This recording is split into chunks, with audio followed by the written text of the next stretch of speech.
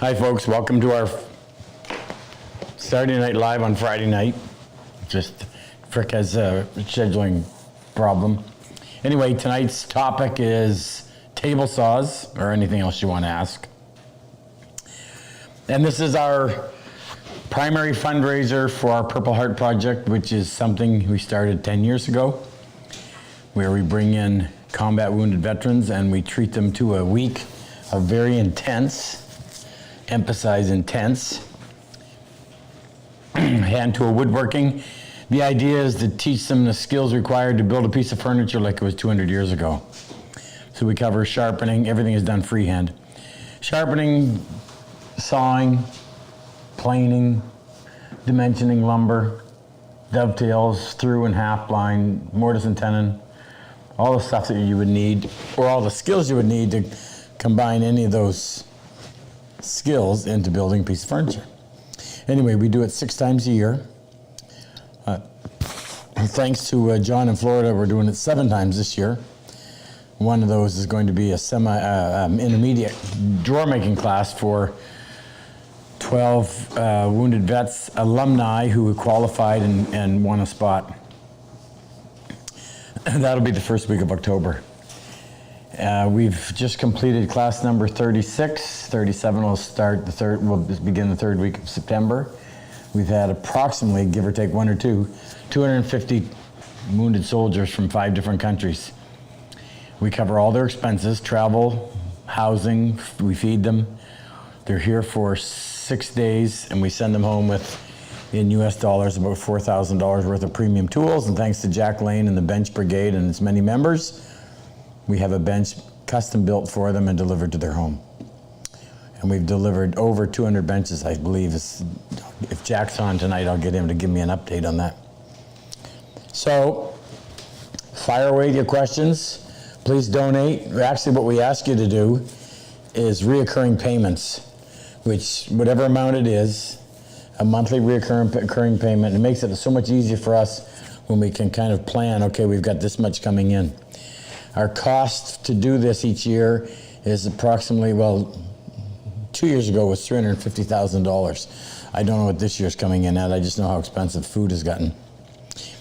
What was I going to say? Any questions, Jake? Yeah. Because I can't remember what I was going to say, but I will eventually throughout the night. Yeah. Go ahead. Randy from Oregon. Randy? Randy. We're in Oregon. I live in Oregon, Randy. Tell me where you live. Oregon. Where? Warren. Warren? I don't know if I know where that is. I've measured the parallelism on my SawStop at 4 thou. Should I try to adjust this to be essentially perfect? So I assume he means the blade to the fence, or the blade to the miter gauge. Miter saw. Is that 4 thou? 4 thou. Oh, well, it's adjustable. You could. I mean, that's the thickness of a sheet of paper. You should be able to do better than that. The SawStop is 4 bolts and a pivot system with 2 adjustable screws on the side. How much would I unscrew one to tighten the other for a 4 thou adjustment? No. Good luck. I'm sure there's a way you could figure that out if you were a mathematical genius. Figure out how many threads per inch on those screws. Oh, just adjust it. I don't think it would take that much work. And I would just, if it was me trying to do that, I would do it a little and check it. And if you turn it 10 degrees and you end up going too far, you'll know by how much and you'll know how much to bring it back. So I wouldn't think it would be that difficult. I would make sure that I would probably use an 1/8 inch, a full width blade, and I would check the runout on the blade too to make sure that that's true. Meaning set your, what's that thing called, Jake? Dial indicator. Dial indicator on your tooth, mark it, and go to the other side. Or go to the opposite side of the blade and mark and check that one and see where you are. But I wouldn't think that you'd have to settle for 4 thou. I don't think, I know I wouldn't. Anyway, good luck with it. If you find out some great secret, share it with us. Okay. Anthony Steventon in Bridgewater, Nova Scotia. Anthony in Bridgewater, that's where Gina's from. Gina's what makes everything work behind the scenes. Was recently given an Excalibur table saw slide that attaches to my table saw that I haven't installed yet. I'm unsure if it is something that I need, and it takes up a little bit of extra room. What's your thoughts and experience with a slider? Well, I never liked the Excalibur slide. Just didn't like the way that it worked. And I don't use a slide. I think you can do, it takes up a big chunk of room. And I think you can get every bit as accurate a results using a good table saw sled. Did we do that on YouTube or on the online workshop? Jake? This? No, a sled. Oh, it would be on. Oh no, we do YouTube on it. So Either live or anyway. you go back and look on YouTube and you'll find where we showed you making a sled. But if you do it carefully, you can get your sled to do it every bit as good as that sliding table, and it's so much easier to take off and store underneath your bench, your table saw. Get it when you need it. No, I've never been a fan of those outriggers, and some of them are better than others, but I'm not interested. They take up too much room. You're always having to work around them. Nah, no thanks. But sell it. Somebody will want it. Next.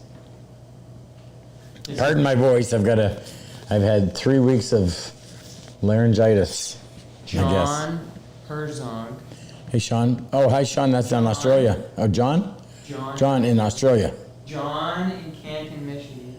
What's his last name? Herzog. Oh, okay. That's somebody else I was thinking of. Sean or John? He has 2 questions. Did you say John or Sean? John. John. In Michigan. How do you make repetitious 2-inch grip cuts without moving the fence for each cut, when most of your material is to the right of the blade and your fence is as well? Okay. You're making repetitive 2-inch cuts. While keeping the 2 inches on the waist side of the blade. Oh.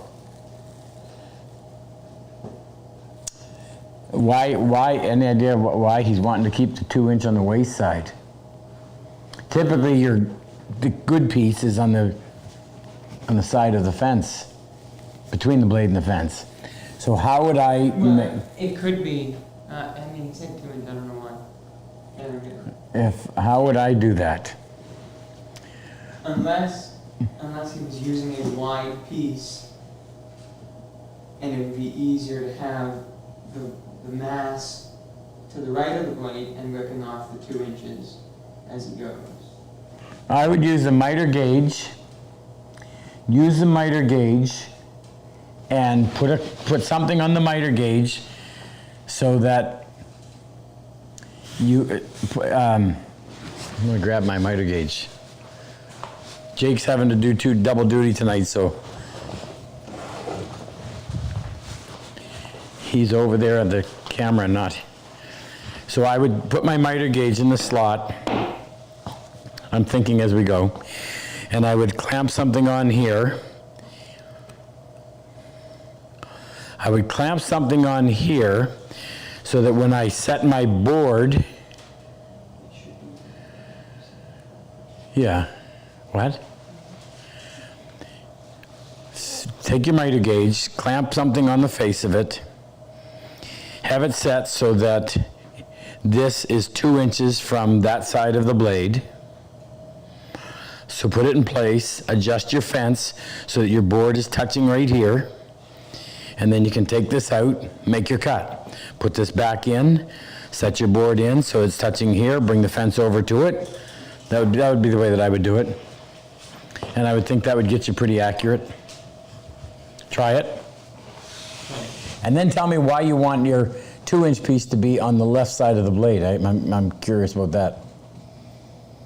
Next, Jake. This is some part 2. My SawStop table saw has 36 inches to the right of the blade. If I have a 48-inch wide piece of plywood that I want to rip at 40 inches, how do I do this on the table saw? With the fence at 8 inches left of the blade? Yeah. Yeah, you just have to figure out, don't you? You have to remember, you have to factor in the width of your blade and make your cut. And it's always nice to have somebody holding it, because that's a big piece to be having on that side. And the problem you're going to run into is, as you get near the end of the cut, you've got this big piece over here, and it's going to, as you're pushing on it, it's either going to want to veer away as the cut gets finished, or come in and squeeze against the blade. So I think what I would do, if I was working alone, how long is the piece? Tell me again. Wide. Plied? Wide. 48 wide. Assuming it's a long piece. He's talking about plywood. Yep. Assuming it's a long piece, I think what I would do is I would start the cut. Once the end of the board was out beyond the other side of the table saw, I'd shut the table saw down, go over, and I would clamp a piece of wood on both pieces so that you're now secure, and that'll keep anything from closing in on the kerf or spreading away from the kerf. And then go back, turn your table saw back on, and finish your cut. And that piece that you've clamped on the end, connecting the two pieces across the kerf, will keep that nice and straight for you as you finish your cut. That's what I would do. Next, Jake. This is Jose Figueroa in Florida. Hey, Jose in Florida. I'm down there quite often. Teach at the Orlando Woodcraft store. How important is it to bring the blade in alignment with the tabletop/miter slots? And what kind of tolerance do you consider appropriate? I have a SawStop contractor saw, and alignment is a bit of a pain. I measured it, and the difference in distance between the front and the back of the blade to the miter slot is 4,000. Is this the same guy? Should I bother trying to further? Well, that sounds like the same question. It is the same question, but it's two different guys. Oh, really? Well, I'll answer it again. Now, I already answered it once, and I got the answer down in my head. I would want that blade to be absolutely parallel to the miter gauge slots, as close as I can get them. And I would not stop at 4 thou. I'd want that to be better than that. And so how important is it? Well, I think it's really important, especially if you're using a miter gauge and you want to get a good cut with a miter gauge. I have my table saw fence so that it's a little open on the far side, so that you don't have, as the blade's spinning like this and you're running a board through, you want to avoid having the blade lifting up the backside of the board. So I have it a little bit open, maybe a couple thou, so that when you run through, you've got that little bit of clearance on the good piece, which is the piece between the blade and the fence, the good piece you're working on. So get it better than 4 thou. I don't know anything about the contractor saw. I've never worked on the SawStop contractor saw, but I also wouldn't hesitate to pick up the phone and call them. They have great customer service, and there may be, what? Had great customer Why? service. I've only heard negative things about their customer service in the last year or two. Oh, now that they've sold. Yeah. Huh. Well, when I had to deal with them, they were fantastic. They may still be. Give them the benefit of the doubt until you've proven otherwise. Next. Okay, I'm going to go to the chat for just a second. This is Adam Sanders, and he's from Virginia. Adam? What's his last name? Sam. Adam Sanders in Virginia. Hey, Adam. What kind of joint do you use to attach a stretcher from a front apron to a rear apron that also serves as a drawer opening side? Okay, now that's a lot of stuff to try to cram into my head, so Yeah. start again. Attaching a stretcher from a front apron to a rear. What's he making? I don't know, but he says, I believe that you have this set up on the standing desk. So stretcher and an apron, I tend to use those terms interchangeably. Yeah. So I think that he's referring to a front apron into a rear apron. that also serves as a drawer opening side. But you use... Try. What? You use them where it's intended. Yeah, but he's wanting to use it as a... Didn't he say he wants to use it as a drawer pull? No. As a drawer opening side, like a case. The side of the case for the drawer. It's not registering in my brain. Try asking the question again, different approach, and see if I can't paint me a visual picture. Well, he's digging up some more questions. I was thinking about it tonight. I said, how many different table saws have I worked on? So the first saw that table saw used was a death trap called a SawStop. Absolute. SawStop? What, is that what I said? Shopsmith. Sorry. Shopsmith. My father's shopsmith. My goodness. I would never let one of my kids or anybody I know use that as a table saw. They're dangerous. Then I worked on an old Beaver. So Beaver was a Canadian-made saw, a job site saw, and it was not much better, but at least it was stationary. Meaning the problem with at least the old, I don't know if they would have changed them at all, but the old shopsmith, the table tilted instead of the blade. Imagine trying to balance a sheet of plywood at 45 degrees. Wow. Then I worked on the original Oliver, an old Oliver, US company, Powermatic, Unisaw, and then Delta made a 12-inch saw, worked on those. Worked on a General, owned a Unisaw, owned a Wadkin, and now my SawStop. And I think that covers the basis. Yeah, so fair bit. I don't know what else is. The three big ones would be the General, the Powermatic, and the Unisaw. They were the three primary saws for a long, long time. And I think SawStop has overtaken everybody. They now have first, second, third, fourth, and fifth place. So I can help you with a little bit of anything on those ones, especially the SawStop or the Unisaw. I had the Unisaw for 20 years. Next, Jake. I had it. Okay, Devin Wright. Devin Wright. That name's California. extremely familiar. What? From California. Devin's not in California. Yeah, he's near San Francisco. Huh? He's near San Francisco. I thought he was in New Mexico. Way back when. Oh, well, you moved, Devin. You didn't tell me. Rob, there are multiple organizations I have the opportunity to donate items to throughout the year, mostly silent auctions or event raffles. Besides wood hinge boxes, what would you make to donate? Besides wood hinge boxes, really nice dovetail saw with a beautiful... No. What? Oh, he's asking me or him? He's saying there are events that I can donate to. What would you make? What do you think I should make to donate? Basically. Oh, aside from boxes? Well, everybody likes boxes. Cutting boards are obviously another big one. They're kind of, I wouldn't say they're being overdone because everybody wants one, but there's always room for a unique one. Serving tray with dovetailed corners, splayed. Any kind of a step stool, a dovetailed step stool, like a kitchen step stool. Especially if you've ever seen the shaker one, I think it was the shaker one that had a handle that was an integral part of it.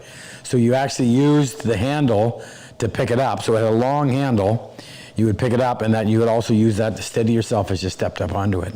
That would be a popular one. That would be a cool one, because you get really unique with that.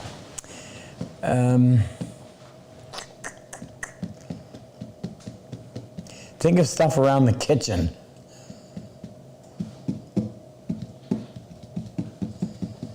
The candle box that has a sliding lid, or a lid that drops in and comes off, like the one we do in the class.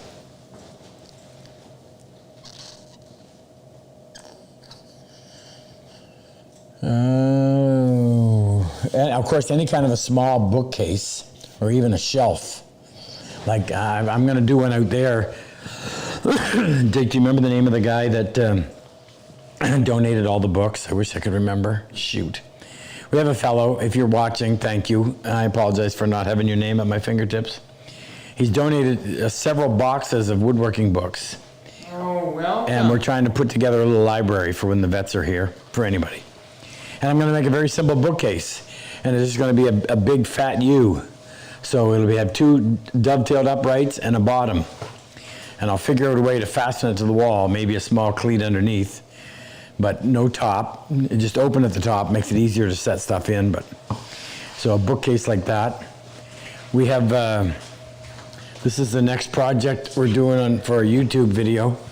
This is a shaker themed shelf, but it's got shaker pegs in it so that you can keep stuff. Not keep stuff, hang stuff. There's somebody asked me, so there's screws down in through there. So you attach. I don't want to mark this up. This is a modesty panel of a desk that we're building. So you fasten this to the wall first, and there's a screw there on 16-inch centers, and then there's a tongue on there. So when this is attached to the wall, you don't see any of the screws. And then this comes along, and this has got a groove in it, and that'll slide onto there. And when it sits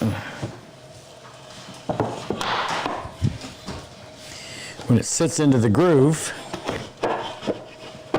there, like that, the weight of the shelf keeps it down on there.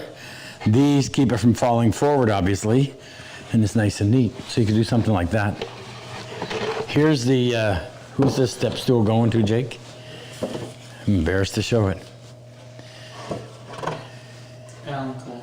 Alan Coles. If you're watching Alan, it's ready to ship. Step stool like that, or you could do one where the sides are square and that has the handle going up. I mean, this is all cool stuff. People are really, oh my goodness. You know what the date is on that? 2019. We're aging it for you, Alan. People are trying to get away from plastics, doing full circle. They're back to looking for things made out of natural materials. Something like this. Here's another thing. Everybody could use a coat rack like this at the back door. And I cut a little bead, a little quarter-round bead, not an 1/8-inch. 3/16 quarter bead on there, some shaker pegs, nice piece of wood, all kinds of stuff like that. If I sat here, I'd come up with 100 other ideas. Let me know what you decide. What? Kurt, ask the one from the chat. All right, next one's from Dean Rampy in the chat. Hey, Dean. Dean, a long time. I was taught to never use a miter gauge with a table saw fence. I frequently see you using a crosscut sled with the table saw fence. Why is this a safe cut? Well, the only problem is if you leave a piece of wood alone between the fence and the blade. There's a chance it's going to get fired back at you. But if your miter gauge has an attached fence and you're cutting, there's the saw blade, that's making the cut, but this is keeping this piece and pushing it through, no problem. What you wouldn't want to do is have your saw blade right here, your fence here, make this cut, leaving this piece trapped unsupported between the fence and the blade. This has to be all the way over so that something is pushing that through. So sometimes you got to get the rest of the story. Well, and it helps that on your sled especially, there's no slop side to side. Oh, There's well. a chance to. So when I'm using the sled, like Jake's describing, and I use my fence, I always make sure that I hold that piece on the right side of the blade firmly on the sled so it carries it through so it can't get in there, twisted in there. Yeah. Ready for it? Next question. Yeah, next one comes from Bill T. in Woodbury, Minnesota. Hey, Bill. Do you resharpen your table saw blades? Are No. there any negatives with resharpening a table saw blade? Thank you. Yes, you do. I resharpen my table saw blade? Oh, I thought he meant me, do I? I send them out to be sharpened, certainly. Oh, yeah, that's what you do. I thought you said, do I resharpen them? And no, I would never. Well, that was the question. Do you No, resharpen? that's the question, but I don't think it means Yeah. you No. personally sharpen them. No. I mean, there was a time that you resharpened your bandsaw blades, your table saw blades, but not anymore. You can buy bandsaw blades for, what do we pay for a bandsaw blade? 15? $15 for a bandsaw blade. So, not worth it. So no, I don't sharpen my table saw blades. They're all carbide, and we send them out. What do we pay to have a carbide saw blade sharpened? Rip blade's like $12. $12, have somebody that's set up to do it. You can't compete, nor do I want to. I never use, I'm gonna say this right. None of my power tools ever provide the finished surface. There, got it out. So anything I cut on the table saw is going to be further addressed by a plane. Anything cut on the bandsaw is going to be further addressed with a plane or spoke shave.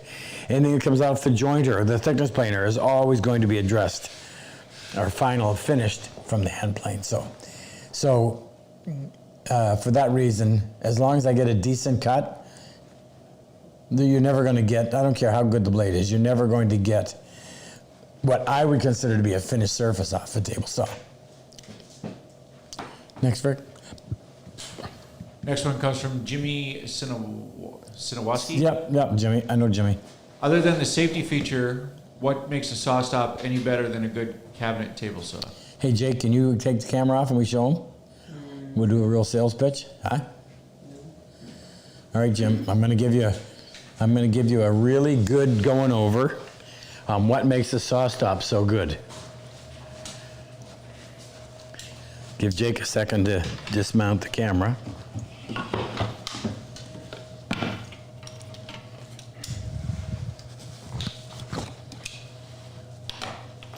Okay, so I don't know the logistics of what happened, but somehow SawStop has the original Biesmeyer fence. So if we just start out here, this is the best saw fence.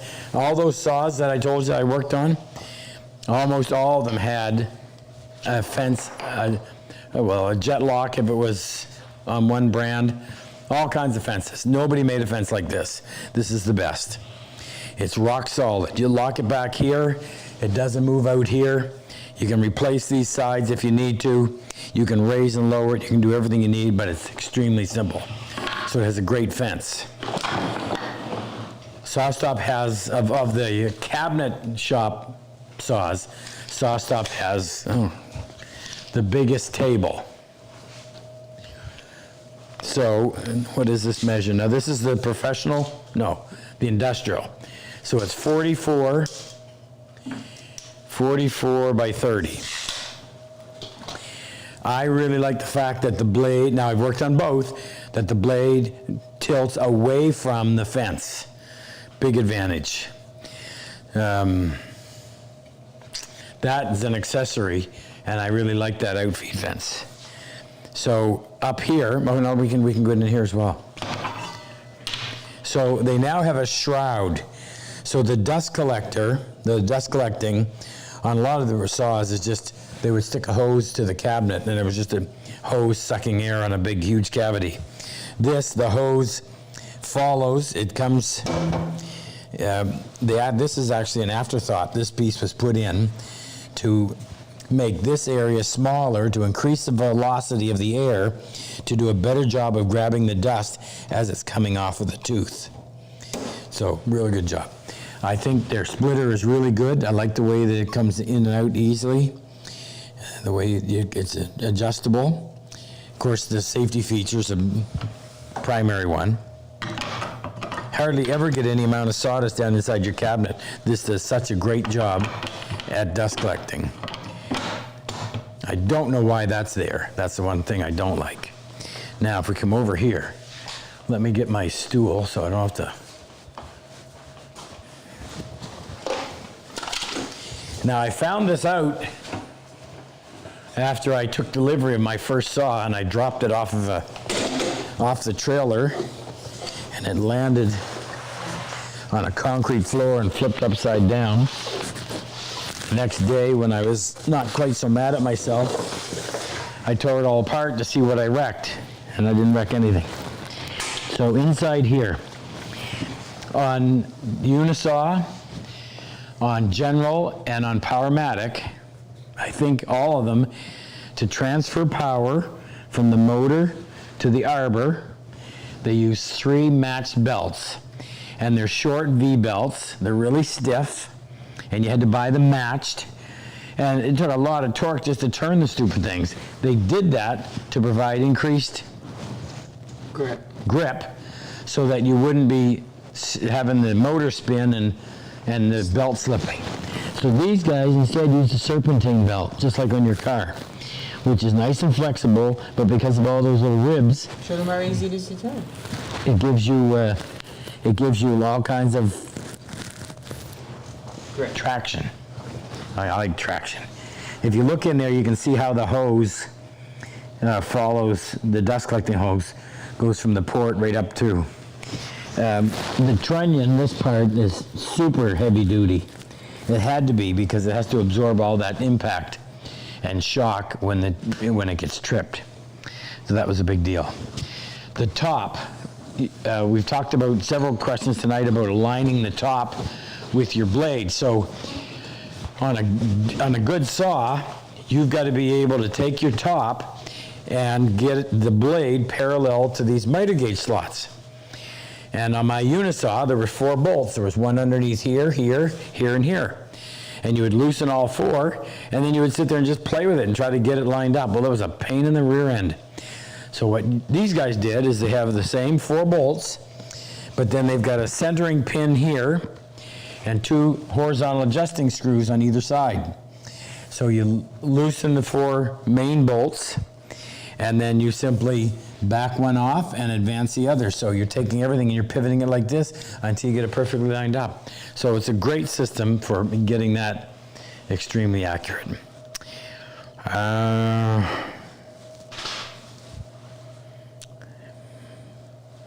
don't know if I can think of anything else.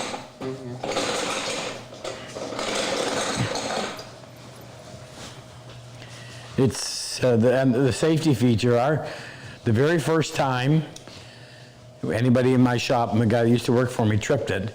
The blade was up probably 3 inches, which is maximum, spinning full RPM, and somehow he turned and stuck his finger right into the spinning blade. And bang! I almost lost it. I was on the other side of the shop. And he was a diabetic, bit of a bleeder, but it literally was just a little nick on his finger that time it took him to go over and get a Band-Aid on, put on it, and he was back to work. And we saved the blade. In fact, we probably used that same blade and had it tripped 3 or 4 more times. Wet wood, somebody cutting styrofoam, not realizing there was aluminum foil on the bottom side, or hitting a nail, all kinds of stuff like that. But yeah, great saw. Next, Rick. Next one comes from Dom C in the chat. Dom? Yeah, he says, hey, Rob and Clan, just joined and don't know if this has been asked already. Why does the board drift away from the fence after the blade while ripping a longboard, and how do you prevent it? Well, that's a what? I can't think tonight. There's several problems. So the first thing I would do is make sure that my blade was parallel to my miter gauge slots. And Jake, can you get the camera again? I'll come over here and show you what I mean. In fact, I'll see if I can actually.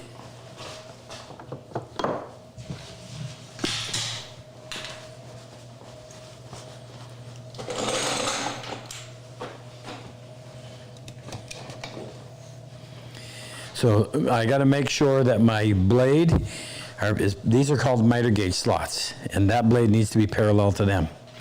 Then when I put my fence on, I want my fence, the first thing I would do is I would get my fence parallel to the slot. So using something like this, a square,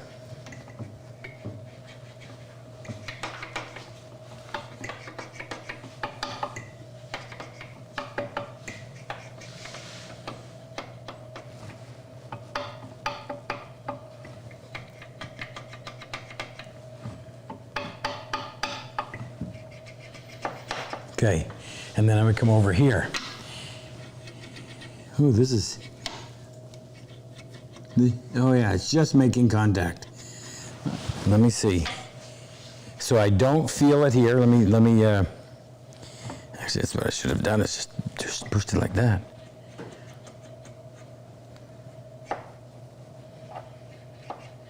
I don't feel any contact. And I bear just a little bit there. So this is just slightly wider here than it is here, but not by much. So that when I'm ripping a piece of wood, what I don't want to have happen is have the blade lifting up the backside. So you're just giving a little bit of clearance there. So that's the equipment issue. Now, the next thing is, you always want to make sure, when we're teaching it, we always we don't allow for any, exceptions to the rule. So I'm going to take this piece of poplar. If I had to rip this piece of poplar, the first thing I would do is I would flatten one side. So that surface is flat. Then I'm going to go in with that flat surface against the fence. Make sure there's no debris.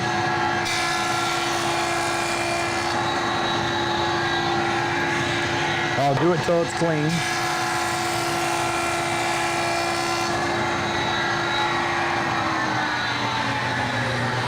Now you could go to the thickness planer next if you wanted to. You don't have to. But now I have a known true edge and a flat surface. So when I get this ready to rip, it's laying flat here. If you do it this side and you've got some wobble, there's a chance it's going to get pinched when you start cutting it. But with that surface flat, it's going to lay flat against the table, be well supported. The edge is square, and you want to check to make sure too. By the way, you need to have a ball hex, but this piece is held in place. There's several bolts all along there, and you have to get at them with a ball hex. And you want to make sure they're tight, because sometimes I've had them when they weren't, and I want to keep this surface. This side of my fence needs to be nice and straight, so that when I'm running that board through, or when I'm putting that straight edge against here, I'm nice and straight, flat, and make contact all the way through. And at this point, I should be able to make my cut. Remember, the blade is always pushing this way, and you're pushing that way. So I never push over here like this, because what's going to happen is the board's going to want to twist like that. Now that's the reason why that's there, but you don't want to fight, you don't want to work that way. So I'm always pushing off in that direction. So I'm pushing here, but I'm pushing that way to counteract the force that's pushing this in this direction. Know where your hands are at all time, and push that through. If your board is drifting away, one of those things isn't correct. Unless you've got a nasty board full of lots of stress, as soon as you start to get into the blade, or the blade gets into the wood, that stress starts to get released, and then it starts splitting and going all crazy. At that point, I don't want to work with that wood. You got something like that, go do it on the bandsaw, not on a table saw. I want nice stable stuff on the table saw. I don't like having pieces of wood thrown back at me, especially knots and things like that. Or it sits there and it burns because it gets twisted, and not the fun part. Hopefully that worked for you, or will. Next Vic, please. Next one comes from Anthony Elder. Hey, Anthony. He says, hi, sorry if this has been asked. A table saw at work, the blades wobble. even brand new ones. Is there any way to correct this? It is an industrial 5 HP Holytech cabinet saw. Well, if the blade wobbles, and it's a brand new blade, then there's either bad bearings or there's a bent shaft or something. But first thing I would probably look at is the bearings. If the bearings are bad or there's something loose, something's wrong down inside. If it's a good saw, you get a cheap one, well, throw it away and go get a good one. But if it's even if it's an old saw, there's still maintenance has to be done. And almost all arbors are going to have bearings on both ends. I mean, your shaft is sticking out here, but you don't just have one bearing here, you're going to have two bearings. So it's a good setup. Check the bearings, and if that doesn't solve the problem, check and make sure the shaft isn't. Or the other thing too is that your washers, that's a little bit simpler. So you always have what do they call it, Jake? I can't come up with the names tonight. The big washer that it's just an arbor, no. Arbor nut? I think it's an arbor nut. No, it's an arbor nut's on the outside. Anyway, you've got your shaft coming through. Are you talking about what's on the trunnion? No, your shaft. No, your blade comes up against the washer. Right, okay. But What's it called? Dang it. Anyway, your arbor's sticking out. Your blade slides on the arbor. Then there's a big washer, because I can't come up with the name of it, that you're going to then clamp or tighten your blade against. So your blade goes on, there's another washer, and then an arbor nut. And that inside washer, that needs to be true. If it's bent or twisted, or if it's gunk down in there and it's not seated properly, that may be causing it. But that'd be something else that I would look at too. And you can buy larger and stiffer washers for stiffening up a blade to eliminate some of that, what we call run out. But if it's wobbling, there's something seriously wrong. I would check all those ones. Next, Frick. Next one. Dang it, I can't believe I can't come up with remember what that's called. Next one's from Mikkel Miller. Hey, Mikkel. What jigs does Rob use with his table saw? Well, we'll use a jig and a well, I want to see. Jig. Camera.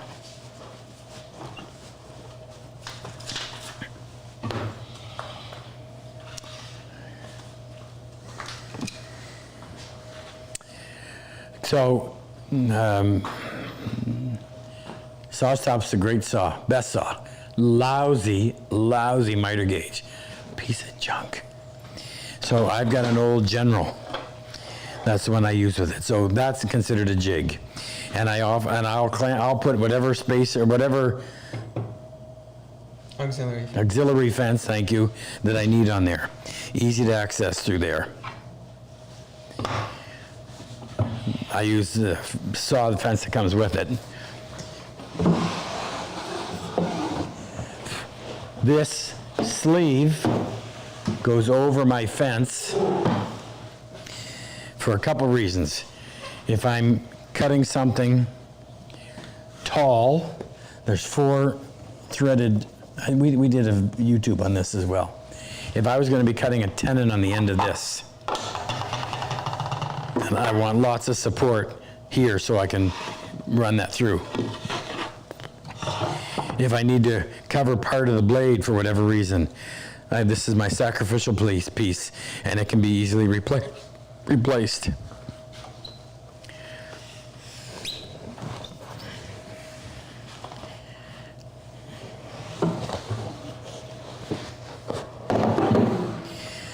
This is my favorite. So this is my sled. This stuff's all shop made. Mini. It probably gets used now 10-to-1. And you don't want any slop in them. You want them to be smooth and no slop. So that gets used a lot. When I have bigger work, this is the one I used to use all the time. But it's just so big. It won't work. So that would be another jig. I'll put this one back in.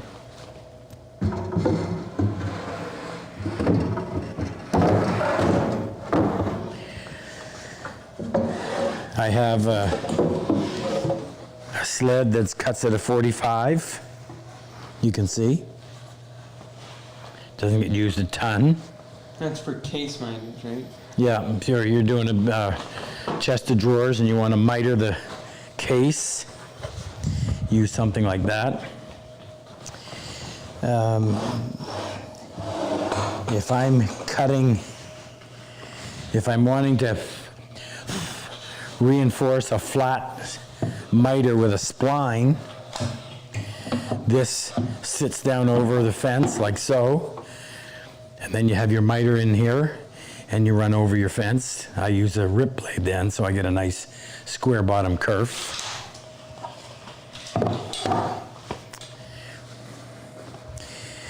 I would call this a jig. That's my, and normally I have a hole, there it is there. So there's my push stick that I prefer. This is a Dale Nish design. I hate those ones you see people got a long stick with a V-notch on it, no control. When I put this on, I can put downward pressure up there to help hold on to that. And, oh, these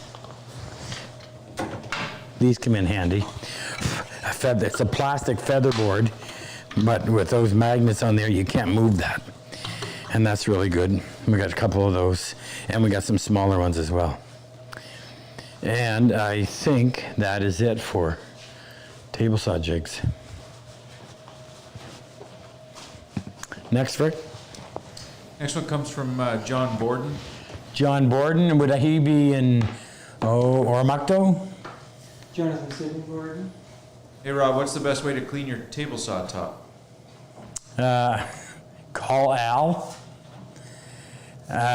What we do is we use, well, at least I ask Al to do it this way, steel wool and go in one direction so that you're not having scratches back and forth. We would steel wool it, and if you have rust, then we sell these things called, or Luther calls them sand deflects.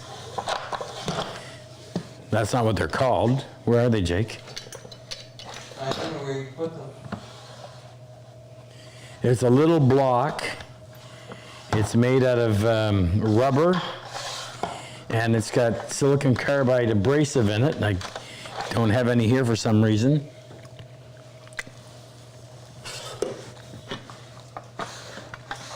Well, I had a bunch. Anyway, it's a small block. I think they're $7. And the abrasive is all the way through the rubber so it doesn't wear off.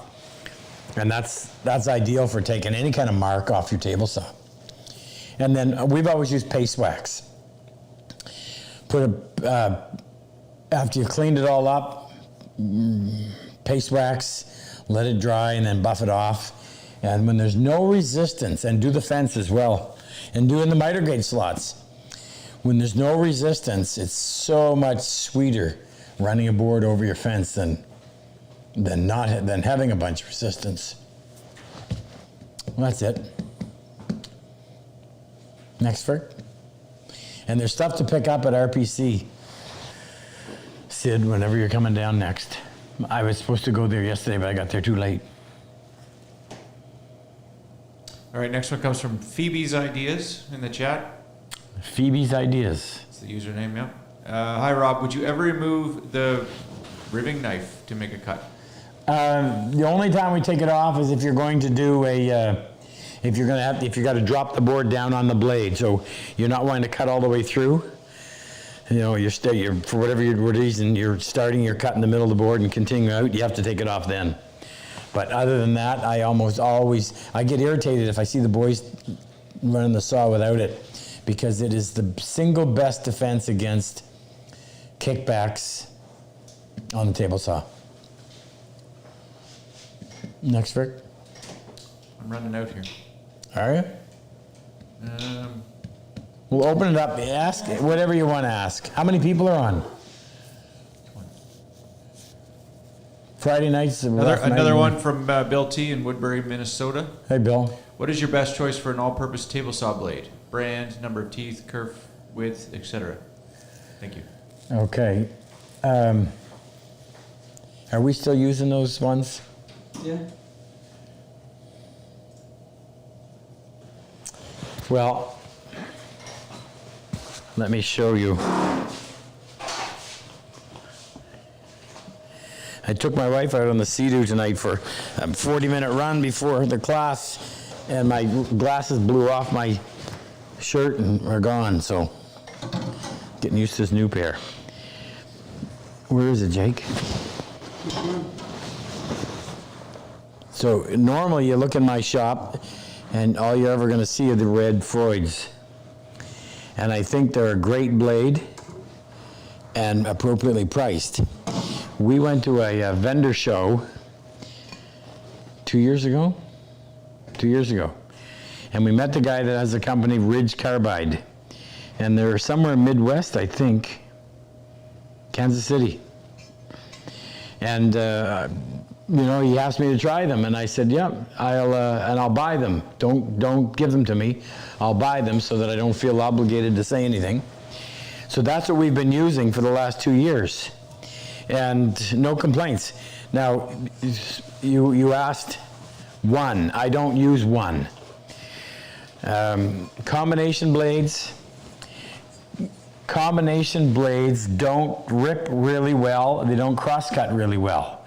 They're okay, but not really well. So I always have two blades. I have an 80 tooth crosscut, which will give you a beautiful, lovely crosscut. As good as you're going to get in a table saw. Or a, what's this, a 24? How many teeth on this rip? 24. A 24 tooth rip. And that'll rip far more efficiently than a combination or certainly a crosscut. So I say I really don't recommend a combination blade. I just said 80 tooth rip, 80 tooth crosscut, and a 24 tooth rip. And I also use on the Freud I used the thin kerf. And they were 3/32. Now these Ridge Carbide ones are not an eighth, they're less than an eighth, but they're a little bit thicker than the. I think they're 7/64. And that's probably a good thing. I mean, you want it to be solid. Next, Rick. Next one comes from Mike Janicki in the chat. Hey, Mike. He says, "Hey Rob, how high do you raise the blade? I heard just enough to clear the gaps above the piece being cupped." Oh yeah, that's another one of those questionable bits of advice. Excuse me. So, if you're just clearing the wood, then the force of the tooth on the wood is almost coming straight back at you. If you put the blade high, the force of the tooth on the board is more pushing the board down to the table. Understand what I mean? You know, there's the blade going through this. The force is really pushing this back like that. Whereas if you're up like that, the force is pushing down and securing it to the tabletop. I like that principle. I also find that if you're too close to the top, you have a tendency to start ripping on the top side. Now, it's not quite exactly the way I want to say it, but it's a cleaner cut if your blade is up. I'm probably, when I'm cutting something that thick, I'm probably up like that. Beware of the blade. I'm not a fan of guards, and Dale Nish was my mentor, and Dale said, if you can see the blade, you know what to avoid. The minute the blade is hidden with a guard, it's too easy to either forget that it's there, and you lose some of your fear. I think I have a certain amount of fear every time I turn the table saw on, because I know what it's capable of doing, even though it's a SawStop. So I prefer to see it, and I know what to avoid. So I tended to be higher than lower. And just, be careful. if you're cutting something narrow, you're cutting that, and you've got your push stick, your hand's going to be very close to that blade, so I would adjust accordingly in a circumstance like that. But normally, my blade is up, probably on average an inch above the thickness of the board. You got to be, at some point, you have to balance safety with performance, and if you're a careful woodworker, then you can lean more on the performance. If you're new, you probably better lean on the safety until you really understand what you're doing. I remember running open labs. So when I was at BYU, I was the teaching assistant, lab assistant, and then the teaching assistant.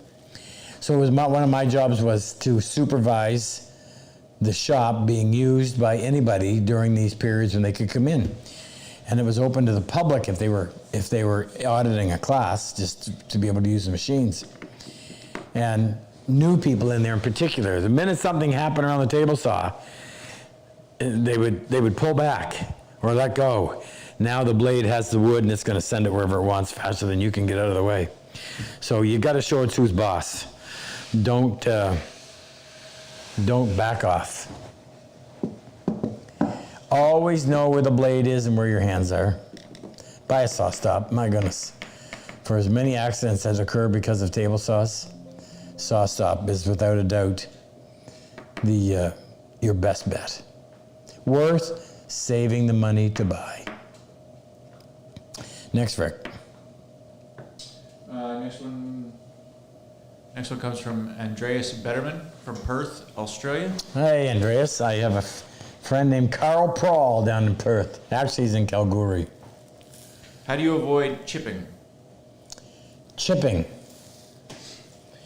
Well, typically chipping occurs on the bottom side. Obviously, a sharp blade is going to be technique number one. Number two is going to be zero clearance. So with my unisaw, it was really easy to make extra fences or extra inserts. I would make them out of 1/2 inch MDF, put 4 screws on the underside, adjust them so they're level. And I would put screws on the sides too so that they didn't wobble at all. And you bring your blade up through that. You bring your blade, a sharp blade, up through that virgin insert, and you can cross-cut plywood and it'll never tear, which works wonderfully. It's a little harder to make inserts for a SawStop. Now there's a company that makes one that has little replaceable strips, and we used that for a while, but they get used and abused. So make sure your board is laying flat, and sharp blade number 1, zero clearance number 2, and 3, 4, 5, and 6 ideas are distant. Sometimes I'll run a piece of masking tape, score it before you cut it. If it's really prone to chipping, score right along where the blade's going to cut. That's a little bit harder to do because you got to get very precise, because if you're not in an exact spot, it doesn't work. So sharp blade and zero clearance throat insert. Next, Rick. Greg Howard in the chat. Greg? Yeah. Hi, Greg. Thin or standard kerf? I have a 3 horsepower Powermatic. 3 horsepower? Yeah. I used to just use 1/8 inch, and maybe that's because they didn't really have thin kerfs. They weren't popular. Nice thing about a thin kerf is you don't need to have as much horsepower because you're not removing as much wood. As long as they're sharp, I don't worry about them running out. I don't like that. I find the 1/8 inch now are just way too much wood. So I like the thin kerf. If you're going to try these Ridgeway, they're Ridge Carbide. They must have a website, ridgecarbide.com. If you're going to try those, they're a little thicker than a thin kerf, but they're not as thick as a regular, and not an 1/8 inch. 1/8 inch just chews up too much wood. Think about it. For every 8 cuts you make, you lose 8 rip cuts. You lose an inch of wood. It's a lot, and that's also extra dust in the air too. So I really like the thin kerfs. We have a few. What are we using for, Jake? Why do we have some full kerf, 1/8 inch? Oh, because if you have to make a groove cut. Yeah, usually the only time we use them is because we need an 1/8 inch wide kerf or a slot. As far as for just general purpose and ripping and cross-cutting stuff, we don't use them. We don't use the full 8. Next, Rick. Pardon me for drinking in front of you all the time. I got a throat issue. Next one comes from Len Piazza in New Mexico. Glenn or Len? Len, L-E-N. As in Leonard? Yes, sir. Hey, Len. What dado set do you use? I have a SawStop 36-inch PCS and boxes in a medium-sized workshop in a home that my wife and I will be living in soon. I will be purchasing a dado set very soon. When I contacted SawStop, they pushed me away from any except their dado set. I want to use Freud's SD308 safety dado set, 8-inch diameter. Please let me know your thoughts. I'll show you mine. I've had this. Huh? Yours isn't very helpful, though. No, but they still make them this way. So I got this at BYU 37 years ago, made by Systematic. I don't even think they're in business anymore. And these are stacked dado. So you have outside cutters, you have left side, right side. You can tell because almost all the teeth are slanted to one side. There is one full width one for cleaning out the kerf. And then you simply use a combination of 1/8 inch and you have 1/16 inch. And then I have all kinds of spacers. When you put them together, you have to make sure there's an opening here and here. And you have to make sure when your cutter goes in, the teeth have to be going the same way. But that's got to sit in there. There's that much room, right?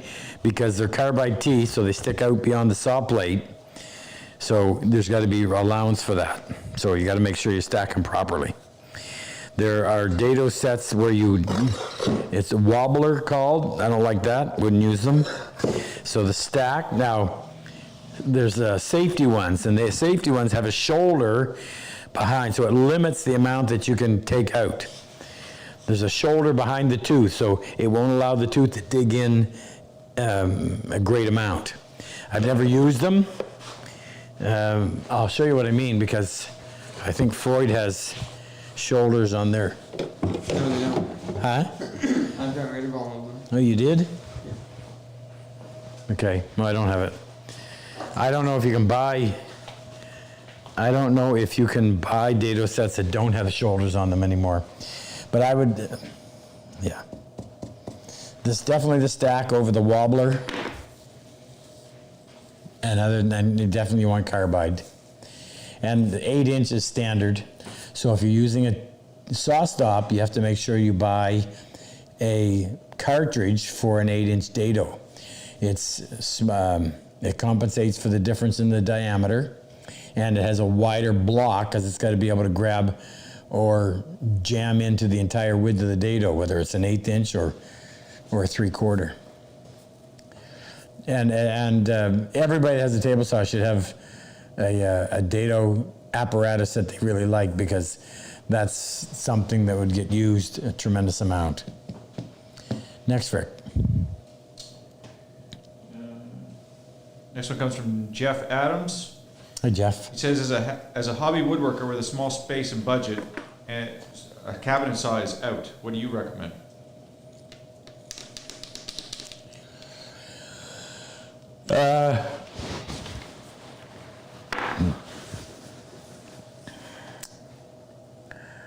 Well, I work around the Woodcraft organization, and I've taught in 50 some odd stores, and they all love, what's the name of that brand, Jake? Festool. And Festool has what's called a track saw. And it's a handheld circular saw and a track, and you use that for doing all your big cuts. And I've never used it, but all I ever hear is fantastic reviews about it from people who do have it and use it. So if you need the capacity to make long cuts, that's probably your best bet. But if you're going to buy it from Festool, you're probably not going to save much money over the cost of the table saw. But I think you mentioned your limited space. So personally, my next thing would be a RobCosman. How come we don't have one right here? Can you grab a crosscut and a rip, Jake? Hands on. Yeah. If you want, I read a review. Somebody bought these, and they just sent in pictures of what they were doing. They said, "Rob, I don't think I'm ever going to use my SawStop again." He was in love with the way it cuts. They cut beautifully. And yes, this is a shameless promotion, but it's for your benefit and mine.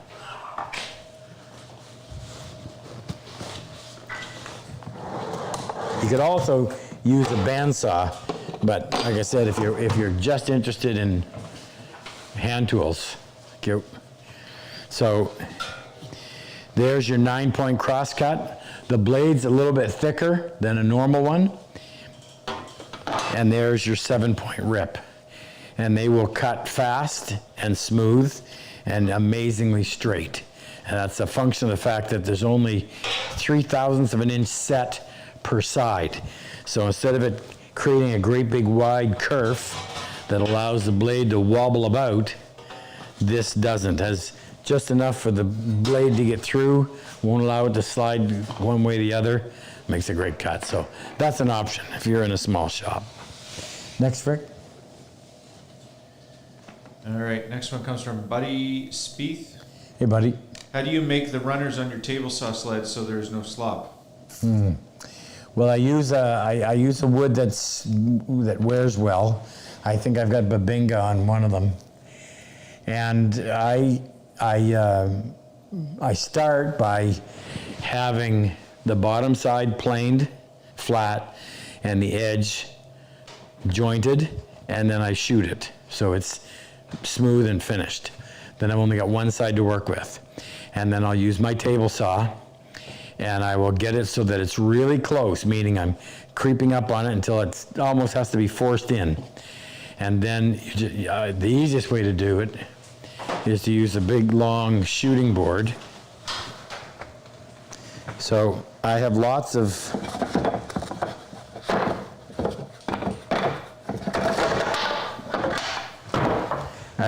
shooting boards.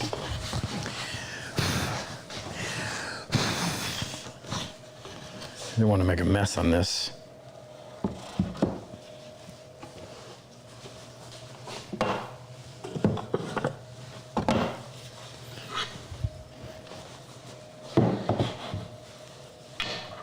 Don't forget your grip.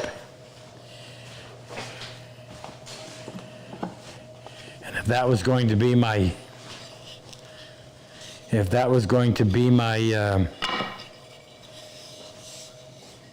my runner. So this surface would already be finished. This surface would have come off the jointer, and then I would have come in and I would have shot that to get rid of, make sure that I got the blade projecting parallel to the sole.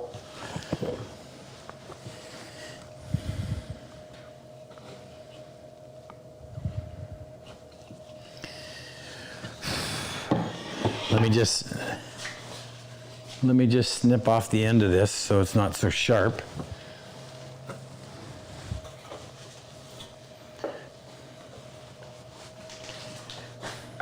Oh, I got a thing to,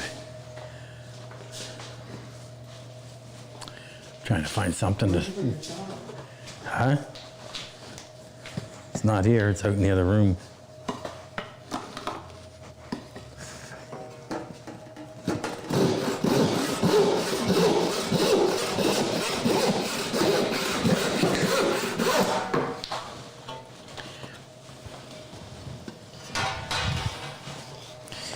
So comes off the table saw. First thing we're gonna do is come in here. I know, I see those.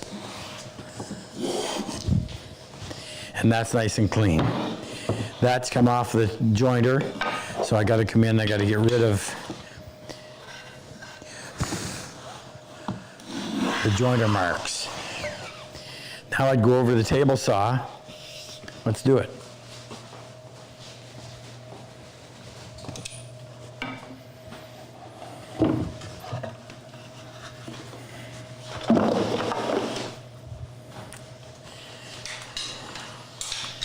Mind you, I grabbed a piece of pine. I would use something hard.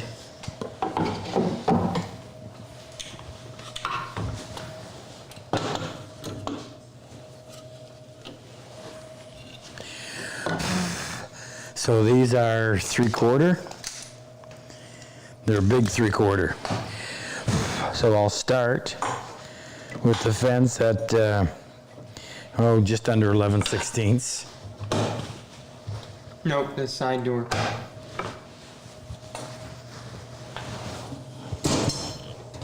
Gotta have everything closed up.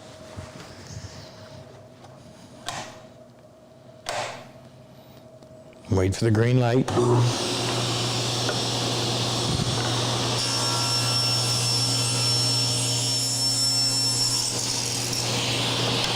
I try to always make a continuous cut.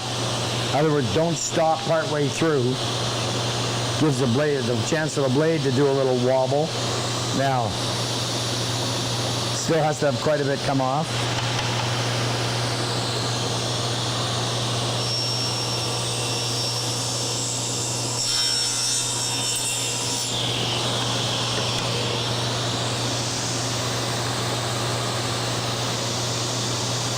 Still got quite a bit.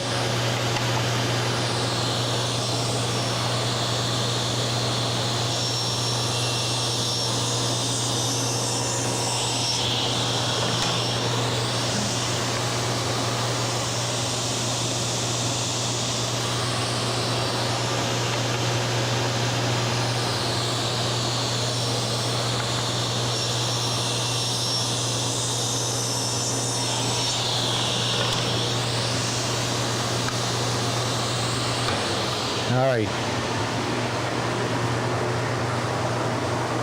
So this one is done. That's done. Now you want to make sure you take a continuous pass, meaning if you start cutting here, you got to maintain that shaving.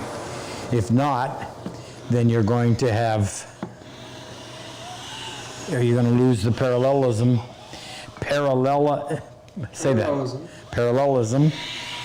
of the two sides. I always have my hand directly across from the blade, pushing this against the sole of the plane. Now, a smart thing to do would be to bring that over. Why don't I? Instead of walking back and forth. Should have taken the time to put everything back in its place. Might have been a little bit easier to work.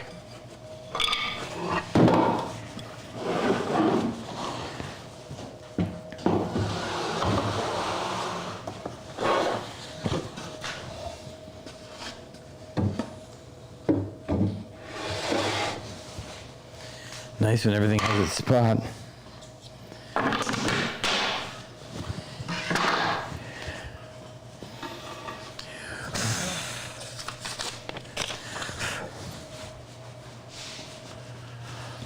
You may have to make a long shooting board just for this function, but they're not hard to make.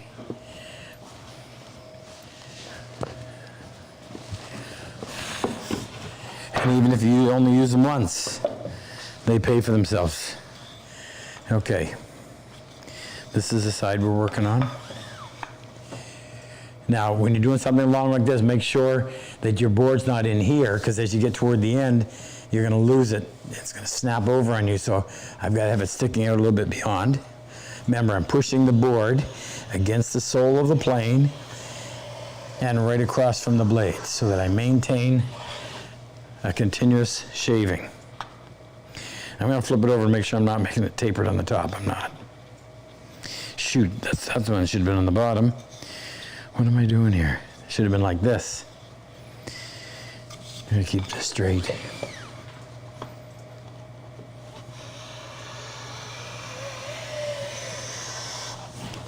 Don't you think that needs more than one pass? Yeah, it does. Normally I would have taken off more with the table saw, just to avoid having to do this 100 times, but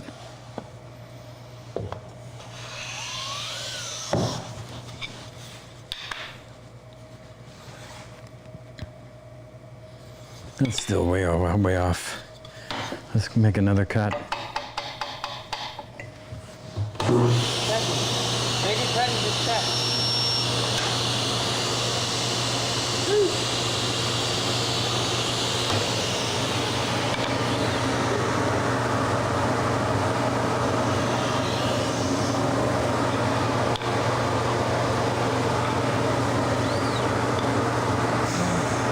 Hey, you don't want anything like that interrupting things?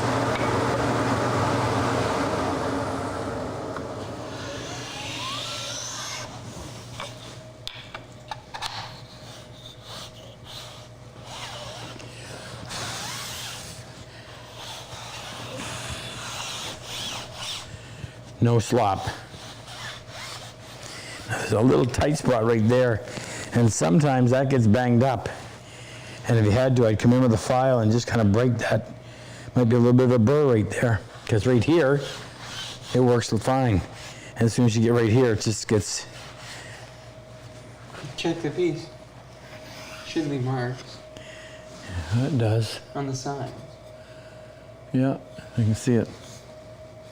Let's see if that's the problem.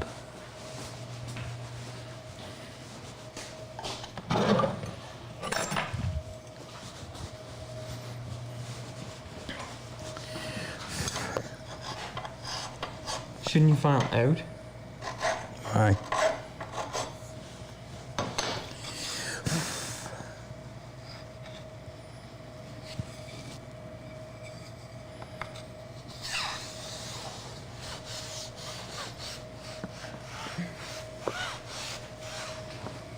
Oh, I see what you're saying. Come out like this.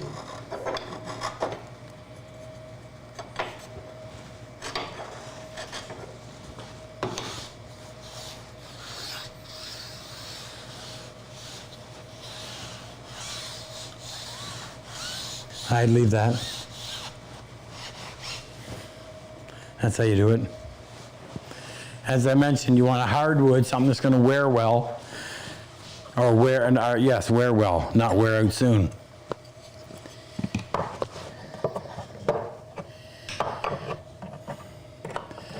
These no longer fit. Next frick.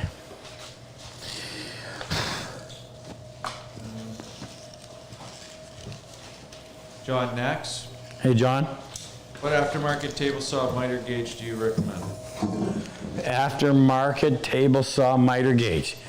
Well, I had, what ones did we have, Jake? Remember that one that we, That one, did we ever sell it? who did we buy it from? Oh, I picked it up at a woodcraft store. Do you remember the brand? No, it was red, but it wasn't red. Yeah. I've had some fancy ones. I like the one from General, but that company's now defunct, so not like you can get that. The older ones were just, they were made so much better. I'm really surprised. In fact, they may have upgraded. I'm sure I'm not the only one that gave them grief over it. But the tightening knob would come loose. It wouldn't come loose. It would come loose off of the threaded rod, and it was just chintzy. It was just wow. $1 million saw with a $10 miter gauge is what it was. So mine's an old General. So if you found an old Powermatic or an old one off a Unisaw, anything made prior to 1980 in the U.S. or Canada, probably worth having. check Facebook Marketplace. A lot of that stuff is coming available because that generation is on the way out, I hate to say it. And a lot of those shops are being sold off. Next, Rick.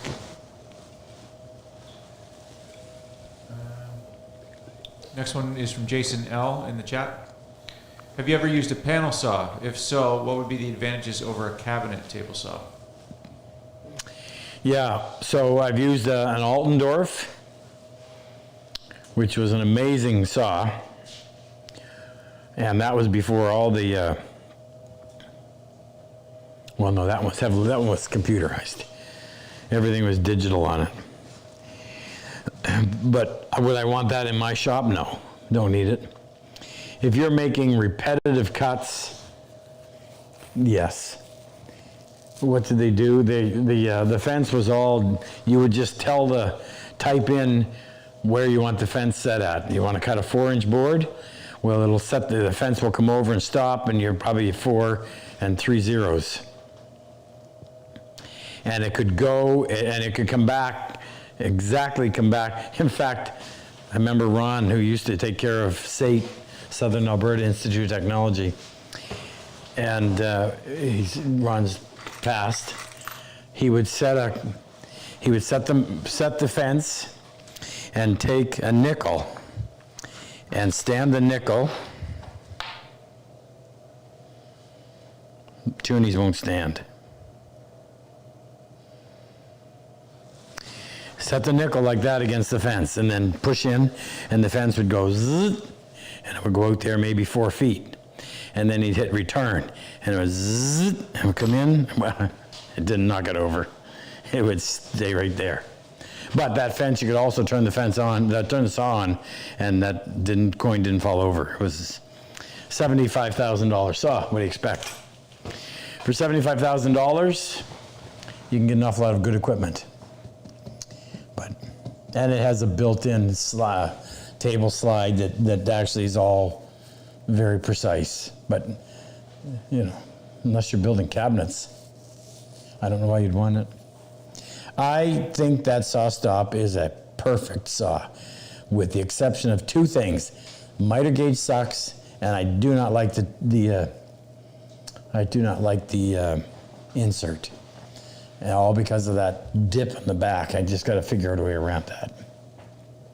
Everything else on is great. Next, Rick. In the chat from Stephen Sung. Hey, Hi, Stephen. Rob. What's the safest type of push stick to use, and what direction do you push it? Here, I'll bring it. What direction do you push it? Yeah. I.e. down, towards the blade, Oh, etc. okay. So that's the style that Dale Nish introduced me to. And the nice thing about it is you keep this nice and square, if anything, a little bit of a negative, so that it's never drifting off. It's never up like that. It's grabbing the wood. This has to be kept nice and flat, so that when you set it on there, you're able to put pressure over the entire length of the piece. I always try to remember to keep this tight against the fence, and this is a sacrificial piece, so it gets cut up. And don't let them get to a point where they're dangerous, so when they're done, they're done.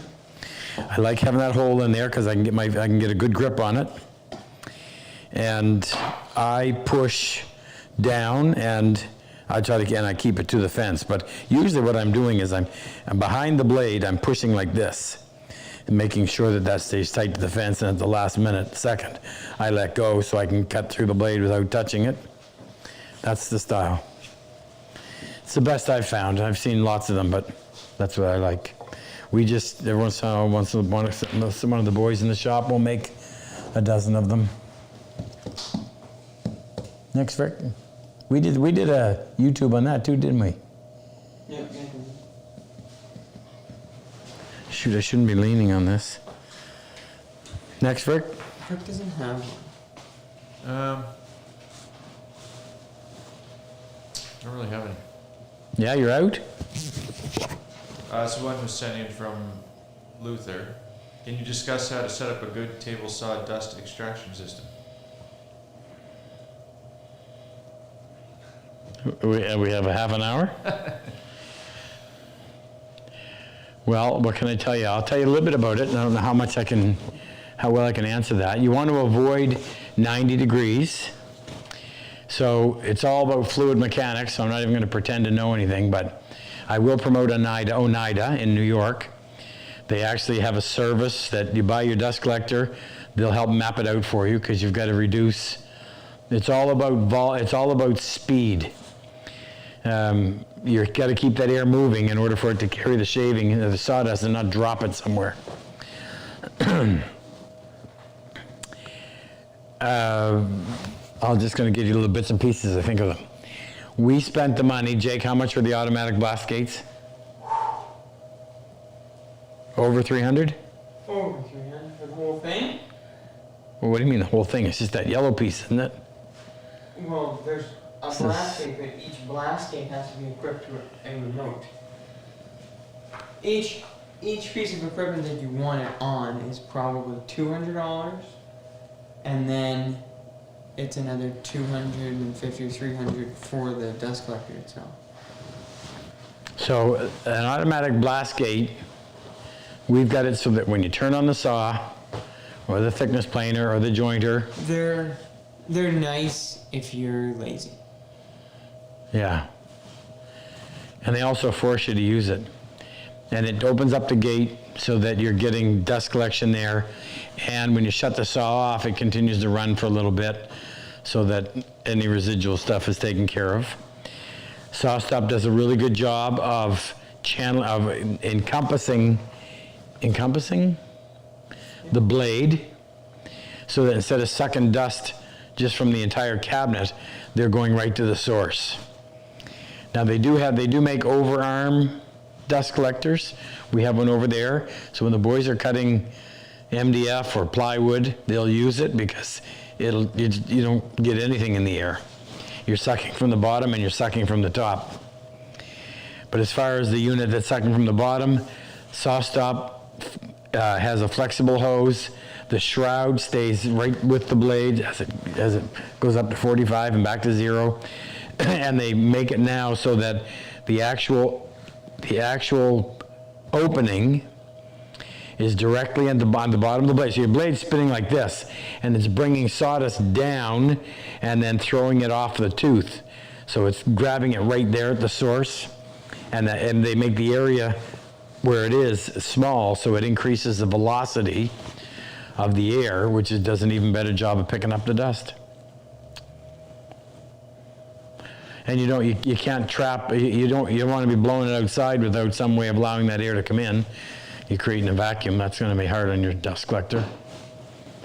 Jake spent the money to use this, what do you call this ductwork?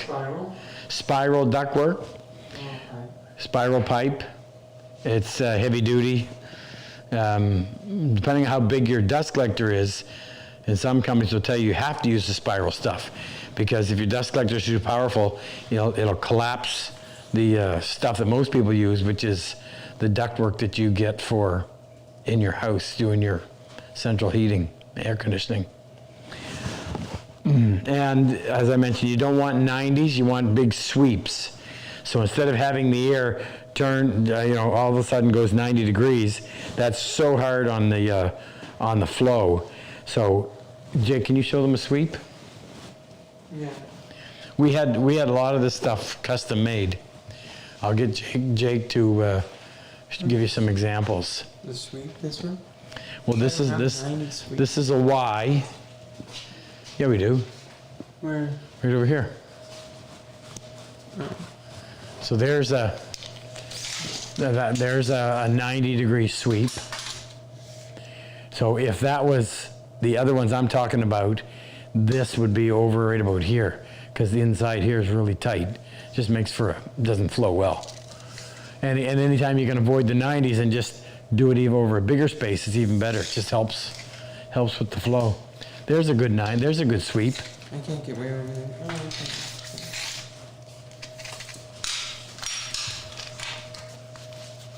Who made that? Extreme air. Oh no, actually no, I think that was what's it? Who, SawStop? Or Oneida? No, the ones out east. So this is a nice big sweep. And that's just a lot more effective. And then what's this coating you use? Duck seal. Duck seal. We used to use duct tape, but it would dry out and fall off or break. Duck So- seal is what they use in Industrial All duct work. applications? everything. So did we get any donations tonight? Does anybody know? I don't know, but I've got a list of who's on. Oh, well, let's say, so if you're one of the vets that have been to our class, we always love to give you a shout out. So we ask you to tell us your name and what class you were in so we can play the memory game. Who's on? Now these people have been on from the beginning, so they might not still be here. Andrew Burrows, Jonathan Sid. Wait a minute. Andrew works here, forward observer with the Canadian Army, multiple years service. Andrew works here 2 days a week, good guy. Jonathan Sidney, affectionately known as Sid, charge of security here. Sid's here 1 day a week, but he also runs our CNC machine up in Fredericton, 32 years, combat engineer, Canadian Army. Who else? Howdy, boys. Graham Inman.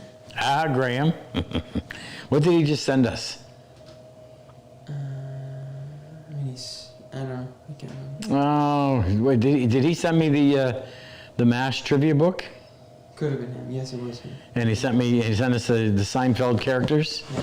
Graham, good guy. Devin. Devin Wright. So Devin was in our class way back in 2017, I think. And Devin now works with Luther on the PHP. So he helps organize, he organizes the guys once they've been accepted, buying plane tickets and all the rest of that stuff. All the stuff that has to happen in order for us to do what we do here. Big shout out to Devin. Great. Anybody else?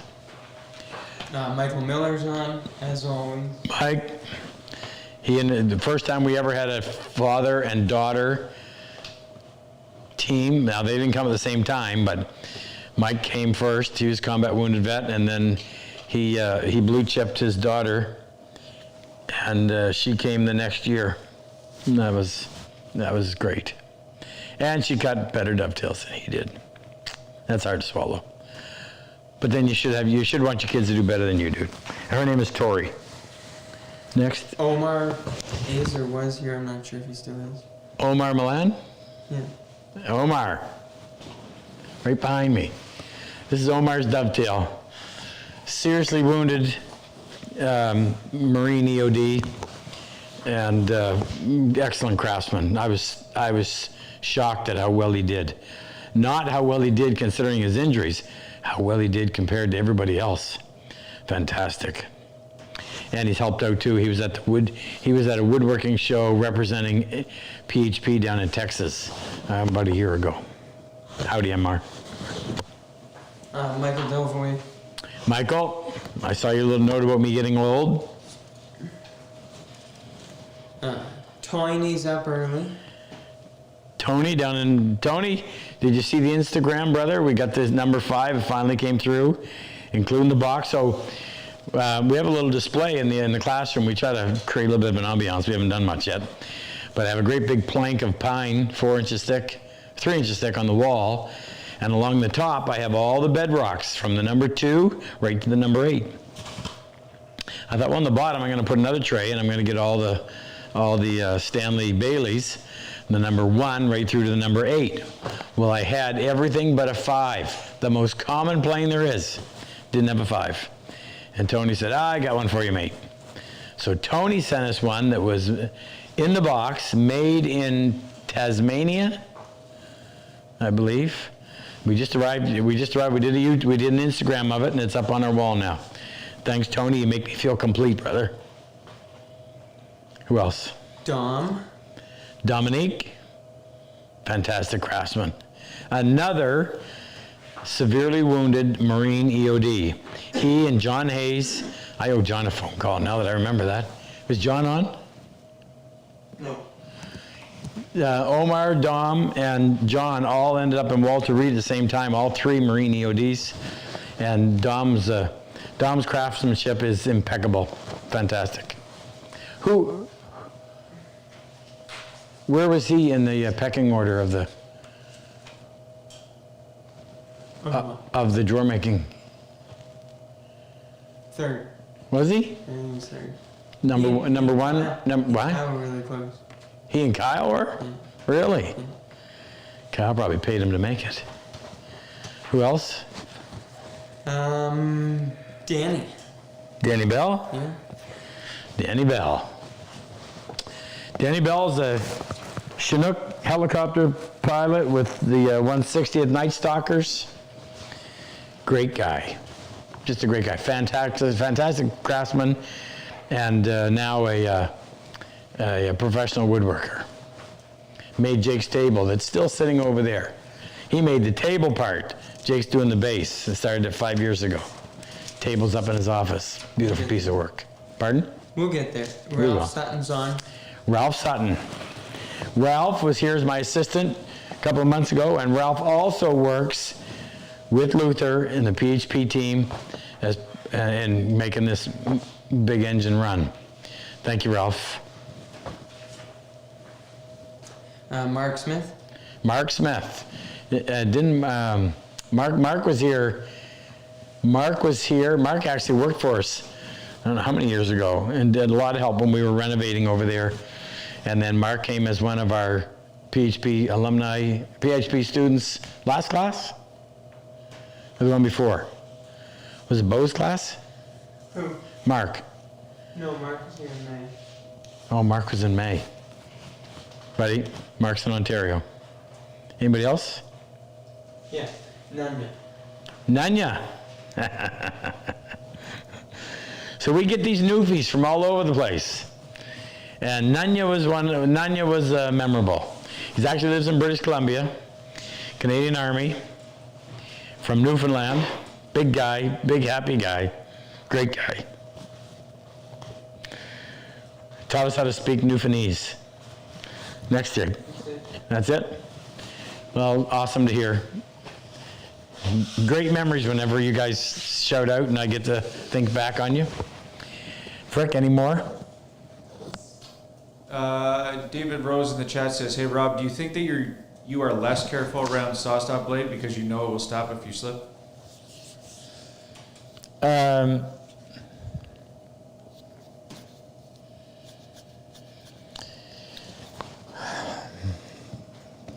Interesting question. First of all, I wouldn't say that the sense of, what do we call it? The careless, the possible careless attitude that knowing your SawStop is going to save you is worse than not having your SawStop save you, meaning I wouldn't trade one for the other. I can see how people would say, well, you know what, that actually takes away some of the care and caution that you should have. I think I spent enough time around other table saws to have a healthy respect for it, and I don't think I do stuff on that saw that I wouldn't have done on other saws. I'm fairly, knock on wood, I'm fairly confident in my ability. And I mean, I do little things like this. Jake, bring the camera over. If I'm pushing a board through, I mean, I don't use a push stick when I'm way over here like this. When I'm pushing a board through like that, I always have a couple fingers running over here, so I know where they are. And I do things so that I'm aware of where my hands are. And it's weird how you get to a point where sometimes your hands move in places and you didn't tell them to go there, but they went anyway. So I'm particularly cautious. I don't think, to answer your question in a more direct way, I'm careful. I have it in the back of my mind that that'll save me, but I don't rely on it. How's that? Next, Rick. Hey, What? Beck. John Beck?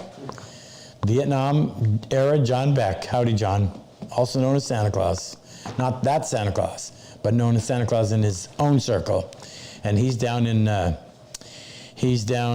Danny used to live, down in, just outside of Nashville. What's the name of the place where Danny used to live? In Clarksville, Tennessee. Howdy, John. John was here how many years ago? 3?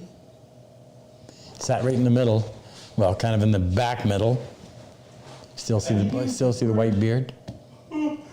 First class that we taught. Oh yeah. So 2022. Next, Rick. I'm out. You're out. Did we get any donations tonight? What? Jeff's on. Jeffrey O'Connor. No, Jeffrey Novak. Jeff Novak. You know, the carpenter from New Jersey that gave you that shirt. Oh. Jeff. Am I bright enough? Can you see me? Thank you, dude. A little shout out to your union. Jeff was here in June? No, he was just here. June and July, just here. Carpenter, professional carpenter. Anybody else, Rick? Do we have any donations tonight? What? We have 12 new recurring donations. We got 12? Yeah. Awesome. So we give away a gift for every 10 reoccurring payments that we get. That's I thank you. Thank you. You help us do what we need to do, and you'll be blessed for it. We're going to give something away, but we'll wait a minute. Any other questions? I don't see any. I want to give a big shout out. What? He's not looking here. I'm setting up the draw. I want to give a big shout out to Jeff O'Connor and his wife Kim. They recently, I wish I knew the terminology, but they recently were asked to teach classes for an organization that provides training for military members and their families. So they went looking for a craftsman that offered classes, so that's how Jeff was asked, and Kim teaches sewing, so she's going to do the same. So, and their first classes are already full. So their new home/shop in Virginia Beach will now be the place that military members can go and be taught. Jeff's going to offer, I know he's going to offer a wood turning class, he's going to offer dovetail classes, he's going to offer hand planing classes. Kim's going to be offer sewing, and I can't get in and elaborate on that because I don't know enough about it, but check him out. Website is o'connorwoodworking.com, and that's O'Connor with a lot of O's. And Kim's is the Striped Tomato, thestripedtomato.com. We got that right. Big shout out to Mark Spagnola as well, the Wood Whisperer. Mark works with Jeff and Kim and I in a business group. Great having him. Check their site out if you're looking for instruction. They offer product as well. And he's in outside of Missouri.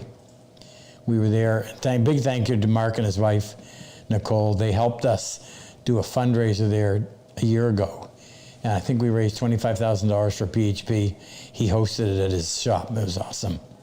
Met a lot of good people there. All right, Frick, if you don't have any questions, we can end a little bit early. You're gonna do the draw. Let's give away 3 dead cat sweaters first. Okay. And then what are we gonna give away tonight, Jake? All right, the 3 dead Wait a minute, cats. what are we giving away tonight, Jake?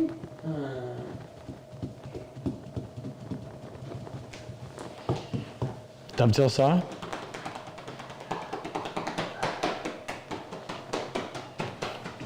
Actually, we'll give away a saw, your choice. You have 9 to choose from, in case you already have one. All right, our 3 dead cats. First Yep. one is going to Jimmy Sinawaski. Seriously? Yeah, Ah, in shit. West Homestead, Pennsylvania. Hey, Jimmy, that'll keep you warm. Next As if one you is need it right going. now. Next one's going to Jordan Larimore in Louisville, Kentucky. Jordan, you might want to use that for a few months. And last one's going to Megan Stefanik in Michigan. Megan, you will definitely want that for 6 months of the year. Congratulations. Thank you to Moose. Oh, we got to shout a bigger shout out to Angie too. In case you don't know who Angie is, Angie's Ken Anthony's cousin. Ken manages our shop. And Angie, that's Angie. She and her sister do all the packaging on our Purple Heart t-shirts that you should buy. And she's got her own locker out here. She has to take over when Ken was gone all week. So she was working double duty for him. You need to be back here, Ken. I hope I didn't miss anybody. And who are we going to give away the a saw? Your choice. All right, here we go. And the winner is... Drum roll. Winner is Dennis Gahan in Orange County, California. Hey, Dennis in Orange County. Congratulations, brother. You're going to get yourself a great saw. Your choice. Get a hold of us. Gina will... Support at RobCosman.com. It's at the bottom of the screen. What's that? The email to... yeah. Support at RobCosman.com. And let Gina know which saw you want. Thank you, folks. Appreciate you being here with us. Happy to answer your questions. We'll be back in 2 weeks. Thank you for your support. You 12 new donors and all the donors and all the other people that have contributed. Santa Claus, both Johns in Florida.